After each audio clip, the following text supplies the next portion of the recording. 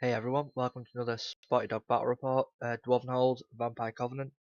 Playing Stephen from my first round opponent at Leeds. Played him. He had the Empire the last time you saw him when I used my Saurian Ancients. But he's here again with his vampires to take on my dwarves. Let's have a look at the lists. Okay, so Stephen's first. He's brought a different list to the last time we saw him. So he's got a Necromancer Lord, level 3 Fire, with the Ring of Fire. He's angled his 3 spells, Fireball, Smouldering Embers, and I think the other one he took Burning Ramparts. Anyways, that's what I think he had. He definitely had Fireball, he definitely had Smouldering Embers. Heroes, he's got a Barrow King BSB, Heavy Armor Shield, Tullius Teeth, that's parry, and he's going to be in the Barrow Guard, I think he goes. 3 level 1 Necromancer's Old Invocation, Core, he's got 39 ghouls with a standard, 13 ghouls, Skirmishing, that's where all 4 of his Necromancers are going to go. And he's got 3 units of 5 Direwolves, special, 34 Barrow Guard, full command with Banner of the Barrows, that's +1 to hit. 3 Varklax with Big Stomp as I call it, that's D3 +1 stomps. And for rare, he's got 5 Vampire Knights with full command. Let's have a look at my list. So this is the same list I've been running for the previous 2 games against Dread Elves and Sylvan Elves. So we've got my 3 Master Engineers, one of which goes in my Forge Wardens, the other in the Miners, and the other in the Rangers. Yeah, Rangers, Miners, Forge Wardens. And then we got a BSB who's going next to the Runic Smith in the 22 Clan Warriors. Then got 20 Clan Marksmen with full command Guildcrafted Guns. 12 more Clan Marksmen, but just ordinary, no command. Yep, the aforementioned Forge Wardens and Miners. A Steam Copter, which is just the attack chopper. Steam Bomber. 9 Skirmishing Rangers with Champion, Crossbows, Thrown Axes and Shields, and a couple of Vengeance Seekers. Let's get to deployment. Okay, so we did Battle Line, and the objective was Breakthrough. So this is Stephen's, centre, as you'll see. So he's got his ghouls, his 2 units of direwolves, he's then got his Barrow Guard, his Necromancer Bunker with Skirmishing Ghouls, and those knights there on his left, they're actually where the movement tray is. It's just that he was on a hill, and they're metal models, and he didn't want to break them, so we just put them there to be safe. And then to finish his left flank, he's got a unit of dogs, and then he's got his Varklax hiding behind the hill from my flaming shooting, well, from my engineer anyway, who's got a flaming gun down this side. Okay, so my right flank, we've got we've got an attack copter, we've got the 12 gunners, a Vengeance Seeker next door, my bunker, 22 guys with Runic Smith and BSB, a Vengeance Seeker, my Dragon Seeker, which I forgot to mention in my list previously, Naked Dragon Seeker, then we've got the gunners next door, and the Forge Wardens, and then the Steam Bomber. And obviously the Rangers are scouted in the woods, but it's quite a ridiculous place to put them, really, stood in front of those 12 gunners. I'm not quite sure what I was thinking. I clearly wasn't thinking. Anyway, we're going to Dwarven Hold's turn 1. I didn't Vanguard my Dragon Seeker up. Didn't really see the point. So anyway, he just moves up next to the impassable terrain, as does one of the Vengeance Seekers. The attack copter moves up next to the Rangers to have a bit of a go at his knights there. Try and get a good round of shooting, hopefully maybe pop 1 or 2 off. Everybody else just remains still, apart from the Forge Wardens, which we'll see next. They move up a little bit I think it's so that so that they can get a turn of shooting next turn, basically. The bomber moves around the back, ready to hop over a unit of dogs when he pushes those guys up. So Dwarvenhold shooting the Rangers, have a go at his Vampire Knights to do 1 damage. Everybody was in range there, the engineer and all 9 guys, and we just do 1. A little bit disappointed with that. Gunners, with the engineer's help, the engineer being in the Forge Warden there, they open up on the Barrow Guard, I think. And we just kill 1, another nightmare. And that's just an overview of the field there as we're going into Vampire Covenant turn 1. Here we go. So he rushes up on his left flank. His barks decide it's safe to come out. His vampire bunker just moves up a little bit. His zombie ghoul bunker even. Everybody else moves up. If you're wondering why that Varkalak at the back is facing that way, he's worried about my unit of miners coming on to threaten his bunker. So yeah, he's got him facing that way in case they come on there. And yeah, everybody else just moves up as so. An overshot of the whole battlefield there. The Vampire Covenant magic phase. He targets this Bedouin Seeker with a fireball and causes 1 wound. I think that was actually Ring of Fire on his level 3. And that looks to be about it. Oh, he's having another go at a fireball on the Rangers there, but doesn't do anything. As we go into Dwarven Hole's turn 2, this guy tries to charge the Knights and fails. He only needed, I think, 4 or maybe 5 on the dice, and I rolled a 3, as you can see there. So that was really disappointing because I was hoping to get stuck into those, negate their strength bonus on the charge. But yep, he failed and stumbles to there. Attack Copter moves over the dogs to get some shots on one of his Varkalaks. And the Dragon Seeker moves up to shaft the Barrow Guard. The Bomber hops over the dogs to try and clear those guys out. And also to kind of chaff up the ghouls really. If he wants to charge the Copter, it'll be a front charge from where it is, and that's fine by me because only one of those hordes can fit through that gap at one time, so I was cool with that. Miners have come on there, as you can see in the back, and the centre just holds its ground really. Oh, the Rangers, yeah. The Rangers have shuffled back out of the wood, and the Engineer has leapt into the Gunners to give those a bit of a hand. Because stupid me didn't deploy them fully in the woods, meaning that they're going to suffer a -1 for shooting through it. So yeah, hop the Engineer across, and he's going to help those guys out. So magic phase, the Runic Smith casts rerolled -1 to wound, I think. -1 to wound on the Gunners, yep. And the shooting the Rangers target, I think, the Varkalak actually.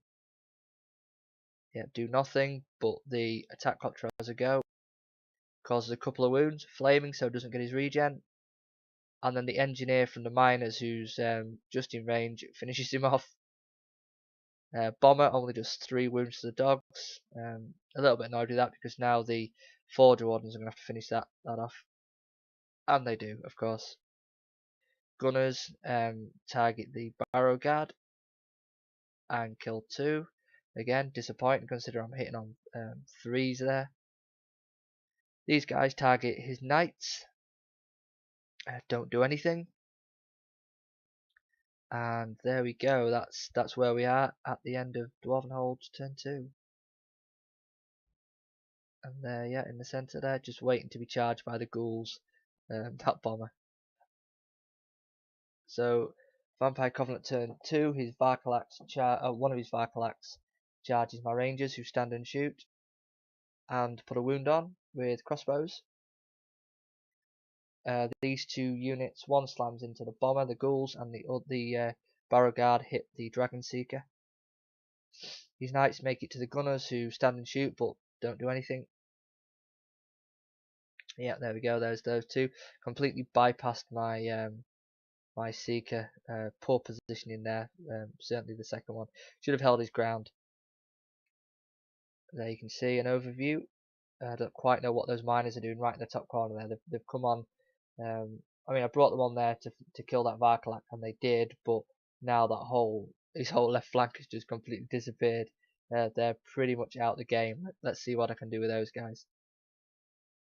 So we've got a Vampire Covenant magic, and he targets the attack copter with fireball and blows it to pieces. He caused 3 hits. He rolled a 2 and a 1 for 3 hits. He rolled 3 5+s, and then I didn't save a single one. So the attack copter dies.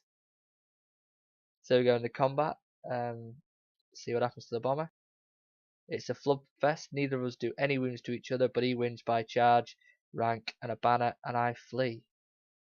And he reforms like so. Over here, yep, he kills my Seeker. I don't think my Seeker did anything to him. Anyway, he's dead and he reforms. Over here, his Varkalak has made it, obviously. He kills 5 rangers. I flee. He elects to hold. And obviously I get away there. Over here, yeah, it's a complete mess. He kills 10 gunners, leaving the engineer and 2 of them alive. It's an auto break.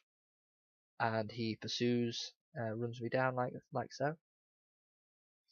And this is where we are at the end of Vampire Covenant 2. Going into Dwarven Holds turn 3. As you can see at the bottom, my BSB and the bunker have turned round to launch some throwing axes at his knights. The bomber has continued to run. The rangers have rallied. The seekers, you got that? The seekers have turned around. In the magic, I've cast reroll to wound on that seeker. -1 to wound, sorry, on the seeker. Over here, I've miscast Rune of Gleaming for -1 to hit. He chose not to dispel it, so I've lost that spell for the rest of the game now. Go on, hold shooting. The Drakes look like a combined effort of the Drakes and the Gunners have killed, well, it's only, I don't know, 11 or 12 ghouls or something like that, I think. These guys don't do anything with the axes. Oh no, it looks like, no, they've killed one. Well, they've caused a wound on one of them because they've got 2 wounds, these guys. So they finish off one of the knights. That looks to be the end of. Oh, it looks like the miners have moved up in an effort to try and get into the action. They've marched their full 9 down that flank. Vampire Covenant turn 3. It's going to be some charges, I think. Yep, so these guys, the ghouls, have charged the Iron Drakes, who kill 5 on a stand and shoot. The Varkalak on 3 wounds charges the first Seeker, but as you can see, the other one's positioned really badly, so when he gets an overrun, he's going to hit the second one. Yep, there's an overview of the knights turning round, and the dogs have moved up, well, to be a pain in the ass, basically, at the side of my bunker. Yep, an overview of the centre there. So magic, what's his necromancer up to now? Yep, he's just raised 5 more ghouls and 5 more grave guard, or barrow guard rather. We've got a combat. Yep, finishes off that seeker and overruns into the second one. Over here, he kills 3, I kill 5. I win combat, I think, or no, actually he's caused 4 because he's put a wound on my engineer. I think it's actually a draw. Yeah, Dwarven holds turn 4. My Sane and Runic Smith are looking for a charge on his knights. Hopefully we'll make that one. Apart from that, I'm basically just looking to hold. The gunners are going to get another round of shooting at the barrow guard.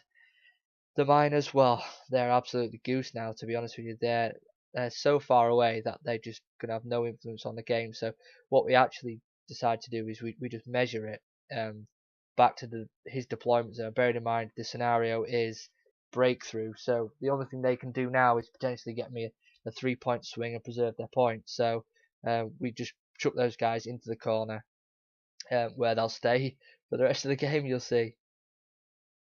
So yeah, that's my photo of these guys making the charge, thank God. Rangers have moved up to try and throw some axes at those dogs, actually. Actually, at this point, I haven't even realised that the miners can't actually do anything, so they have moved up another 9. But in future turns, they do turn around and head back to his deployment zone there. The centre, the gunner's lining up his barrow guard for a shot. Here we go. Yeah, we kill a handful. So I'm hitting him on 2s because he's within 12 inches, and killing him on 4s basically. And I think we do 11 wounds. Now, I absolutely love these marksmen, but I do fear that's the last the last round of shooting they're gonna get, unless these boys fail the charge, obviously. But yeah, it's the first 2 turns of shooting was pretty terrible from them, but they've certainly made up, killing 11.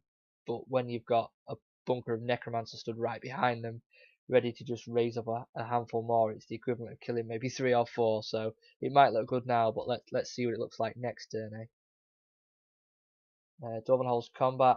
I swing at this thing, don't do any wounds, and he finishes me off, obviously, killing the poor little thing. And there he is, all victorious.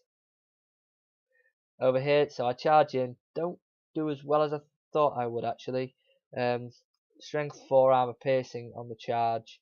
I only cause 4 wounds. That's with the BSB being strength 7 armor piercing and the Smith being strength 5 armor piercing. So that was a little bit of a flub, but he kills 4, but it's just enough to pop them, like literally just enough to pop them to do 4 more wounds. So we win combat and we do get a reform out of that, like so. Just really trying to get back in the action now. So we go to here. He's back down to 20 of them, but he's basically, I'm at a net loss of 3 from the first round of combat. So let's see how it goes. So it's another good. These Iron Drakes are doing okay. They kill another 5 ghouls. He kills 4 of mine, but we do win by 2, I think, and he suffers another 2 casualties from Crumble. Yep, there you go. That's just an overview of the other side. He's going to Vampire Cov at turn 4. What's he going to do? So these boys charge the gunners who do stand and shoot. Only kill 4. I'm kind of hoping he'll charge me with. Well, he does. He actually charges me with the Varklak as well. But I hold. And then I'm hoping he'll charge me with the dogs. Of course he won't. He's an experienced VC player, so that I can get a flea. But he doesn't. He just chucks those 2 units in, as you'll see in a second. The Varklak makes the Rangers, who on stand and shoot put a wound on him. Those two make it, and he brings his bunker up behind for some magical support. A picture of that charge making it, and his dog's coming up to chaff my bunker. So VC magic. Yep, he's raised, how many is that? 1, 2, 3, 4, 5, 6 more ghouls. So those poor Iron Drakes, they're doing a good job, but they just can't seem to do enough. And obviously, the more damage he does on my Iron Drakes, the less attacks he's got coming back. And it's just in this war of attrition, these Iron Drakes just aren't going to win this. Yeah, there you go. It's a better picture of more ghouls and more Barrow Guard. But he does miscast. I think he miscast Fireball and kills 4 ghouls there. He was trying to cast it at my bomber, I think, but didn't get it off. No, sorry, this is what he does. Yeah, beg your pardon. He miscast Smouldering Embers on his ghoul block there. So they're now toughness 5 with a 5+ ward or 5+ regen. So they're going to be really tough to shift now. There you go, +1 toughness and a 5+ ward. And then he does get a fireball off and kills a clan warrior. Got a combat. Obviously, the Varklak runs straight through the Rangers, overruns his time, and it looks like he's healed a wound from whatever vampiric ability they get, where they can, if they roll is like a 5 or a 6 or something, they regain a wound for every wound they cause or whatever. I'm not sure how it works, but he's back up to 3 wounds now. And here, I wonder who's going to win this one. Yeah, it's certainly not the Gunners. He's killed 17 marksmen, and I don't think I've done a damn thing back. It's an auto break. He pursues and runs me down. There we go. There's a picture of that. Over here, the Iron Drakes do admirably again. They kill 3 more ghouls. He kills 4. We lose, but we stick. These boys are doing a grand old job. If nothing else, they're holding up this block of ghouls. But you know, I would have liked them to have, you know, sort of finished them off. But yeah, I'm kind of resigned to the fact that it's just not going to happen now. So yeah, we hold. And yeah, that's just a picture of the miners shuffling back into his deployment zone. Like I say, we measured it. They couldn't influence the game whatsoever, so we just shuffled them back. Kind of hoping that Heindrate could have finished off those ghouls, meaning he would have only had 1 scoring unit in my deployment zone. I would have had 1 in his, and it would have been honours even. But it's looking like those ghouls are going to finish off the drakes, meaning he'll have 2 in my deployment zone, and I'll have 1. So he's going to get the objectives as it stands now. So we go to Dwarven Holds turn 5, just trying to get as many points as I can now. Really, I charge the Clan Warriors into the dogs. The bomber moves up to try and shoot his minigun at the Varkalak, just to try and shift a couple of wounds. Picture of the centre there, the Iron Drake battling away heroically against his ghouls.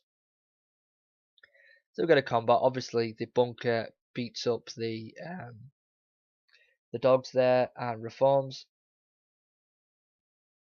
Yeah, he kills 1 Forge Warden. I do nothing back, but we stick again. At this point, the Forge Wardens are actually holding those ghouls up outside of my deployment zone. So as it stands, we are actually going to share the objectives. So if the Forge Wardens can just hold on a little bit longer, then you know, I'm thinking that maybe I can do okay out of this. So let's see. Anyway, VC turn 5.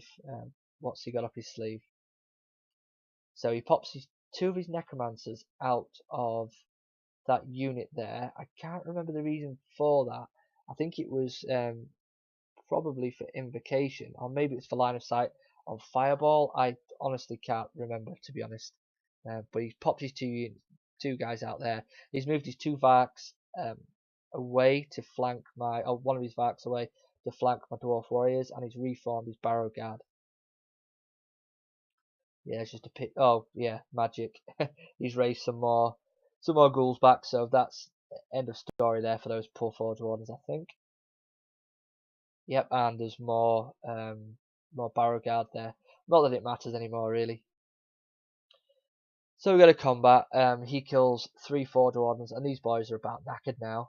They don't do any wounds back. We actually break, and he runs us down, but it's meaning he's got into my deployment zone with his standard there on his ghouls. But you know, the Forge Wardens have done well. If it wasn't for the invocations going off every turn, these guys would have eventually won and kept him out of the zone. So well done to these guys. They just didn't have enough in the end though. And there's a picture of him overrunning and getting the points as well. So we've got a Dwarven Holds turn 6. Now the choice here: do I chuck the Clan Warriors into the Barrow Guard or not? Of course I didn't. It would have been absolute suicide. It would have been throwing, what, 200, 400. It'd have been about 600 points worth of guys. More, in fact, because he'd have got my BSB, my General, another banner. It would have been nearly like 800 points or something thrown into the Barrow Guard. And, you know, we would have just died. So I elect to just chuck the bomber in front of the Barrow Guard just to chaff those up for a turn. And I turn, as you'll see in a second, I turn my bunker around to face the Varkalak in the bottom right, just to try and throw some axes and maybe get some more points. So that happens. The Dwarven magic phase, I've only got 1 spell, if you remember, which is -1 to wound, so I get that off on the Clan Warriors, just in case he decides to charge that Varkalak in. Go to shooting, and boom, the throwing axes cause 2 wounds on the Vark. So there's the picture of the steam bomber chaffing up his Barrow Guard as we go into his turn 6. I actually, in my shooting phase as well, in turn 5 shooting, I actually have a go at shooting one of his necromancers with the bomber, but didn't hit. So thought it was maybe worth a go to try and sneak some points. Anyway, Vampires Covenant turn 6 starts, looks like that. He does charge the Barrow Guard into the Steam Bomber, as he should. And then we had a bit of a discussion about the Varks and my bunker. Now, in a tournament, Stephen said he wouldn't have charged them in to just preserve points, but because it was a friendly game and, well, we wanted to see what would happen, he charges both of them. He charges one in the front and one in the rear. That's a picture of that happening. And yeah, here we go. So on a standard shoot, I don't kill one. He flings them in front and rear for a bit of a laugh. Really, he's going to try and kill my general with one of them if it survives. So yeah, we'll see what happens. Magic, he gets some more Barrow Guard back, I think. Combat, yep, he kills the Steam Bomber, of course, and gets a reform. So over here, so the Dwarf Warriors do manage to do one wound to the Varkalak. Don't put anything on the guy behind. He kills 6. I'm steadfast. I do lose combat, but I'm steadfast. And that's the end of the game. I tried to reform, as you'll see in a second, but I fail on 9 with a reroll or whatever. And so if there was a turn 7, he'd be in my rear again. And that's the end of the game. So what's he got left? He's got 1 Varkalak, all of his Barrow Guard, all of his ghouls, his Necro Bunker with ghouls. So yeah, he's got a hell of a lot left. What have I got left? I've got basically 22 Clan Warriors, BSB, my Runic Master, Runic Smith, sorry, and I've got my 19 Miners with Engineers. So I've got about, give or take, about 1,000 points left. He's got way more than that, probably, I don't know, what do you reckon, 1,500 points, something like that on the board, maybe more, maybe 1,600, 1,700. So it is a solid win to the Vampires. He's also got the deployment objective as well, the breakthrough. He's got that. So let's see what the score is. Okay, so it was 14-6 to Vampire Covenant. The difference was, yeah, I think 720 points. Which made it 14-6, but with the objective to Stephen, it finished up as 17-3. Yeah, it was a bit of a summary. It was, as usual, a very good game. Stephen's a good opponent. He's a good lad. He's a pleasure to play. I didn't do too much wrong. The Rangers, obviously standing in front of the Gunners, wasn't the best start, but it wasn't detrimental really because the Gunners weren't in range first turn anyway. The Seeker failing its charge on the Knights was a bit of a pain in the backside because I think actually if that Seeker had got into those Knights early, bearing in mind it was only 4, I think it was 4 on the dice charge to get in there, maybe it was 5, whatever. If he'd have got in there, I think he would have actually made a mess of those guys. 3d3 attacks, striking first at strength 5, then about a 4+ save. Yeah, I think he would have made a mess of those boys. At least held him up for a couple of combat phases anyway. He'd have only had 4 attacks at me. He wouldn't have killed me in 1 round. So I would have got 2 full rounds of combat of those guys. That would have made a difference, meaning that I could concentrate all my shooting on the approaching Varkalaks. Yeah, on the other flank, not much I can do really when he's rushing at you with 2 hordes. Tried to slow them down as best I could with the Seeker and the Bomber. Bomber did a good job until it fled and then didn't rally and kept fleeing. So that was out of action for a turn or 2 turns really by the time it rallied, meaning it was completely out of position come turn sort of 4 and 5. It couldn't act, couldn't do anything. So that was a bit of a nightmare. In killing my other attack copter with his fireball, that was a bit lucky on his behalf, but whatever, fair enough. But when you've not got two of your flying guys who are your main, your fast chaff, when you've got those out of action, well, your attack copter out of action from turn 2, you're always going to be on the back foot. So I think things could have gone better for me if my 2 flyers had been in action, and if that 1 Vengeance Seeker could have got into the cavalry. Yeah, apart from that, the Forge Wardens did well in combat with the ghouls, but when he's got 3 invocations, well, did he have 3 or did he have 4? Whatever, I think he had 3 invocations, potentially a turn. He's going to get at least 1 off. So I've got to kill a hell of a lot of ghouls in my phase where he can't raise any to really hammer it home, but it just wasn't happening. They're only one attack models, aren't they, for Dwarven, so they're not going to tear the place up. I was just relying on high weapon skill to get some hits through. They did well, but they're not renowned for combat, are they? Gunners did okay. First 2 rounds of shooting was a bit disappointing, only killing 1 and then 2, I think, of his barrow guard. But then when they came into half range, killing 11 was pretty sweet actually. I quite enjoyed that. Not that it made any difference because when the barrow guard touched you, you just delete it, aren't you? So yeah, it was a good game. I'll be playing Stephen again at some point. Not for a couple of weeks. I don't think. The next battle report you'll see is Dwarven Holds again, playing a what am I playing? Playing a Warriors of the Dark Gods lad who's just got back into 9th after playing many years of 8th.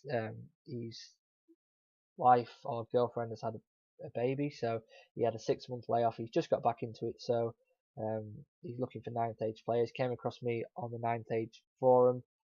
Asked me if I wanted a game. I said, yep, sure. So I take my Dwarven Holds to face his Warriors of the Dark Gods. I switch up the list completely.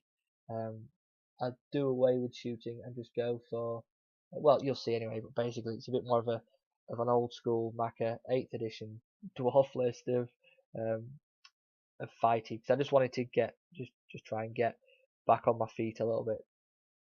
But yeah, anyway, thanks for watching. Hope you've enjoyed it. Subscribe, leave some comments, and we'll catch you again next time. Cheers, guys. Bye.